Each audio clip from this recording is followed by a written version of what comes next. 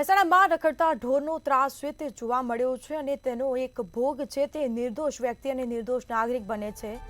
તો રખડતા ઢોરની અડફેટે એક કિશોર આવ્યો, તેના સીધા દ્રશ્યો અમે આપને બતાવી રહ્યા છું। ઘર પાસે રમતા કિશોરને રખડતી ગાયે સિંગડે ચઢાવ્યો હતો। શહેરના પિલાજીગંજ વિસ્તારની આ ઘટના, જેમાં આજે કિશોર છે તે રમી રહ્યો હતો અને તે સમયે ઘટના બની। ઉછાળીને નીચે પટકાતા કિશોરને ગંભીર ઈજા પહોંચી।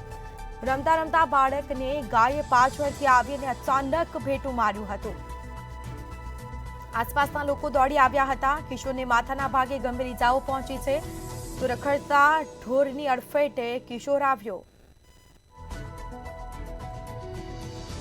વધુ વિગતો સાથે સંવાદદાતા અલ્પેશ પટેલ ફોન લાઈન પર જોડાયા છે। જે મહેસાણામાં રખડતા ઢોરનો ત્રાસ જોવા મળ્યો છે, એક કિશોરને અડફેટે લીધો છે, તેને ગંભીર ઈજાઓ પણ પહોંચી છે, શું વિગત?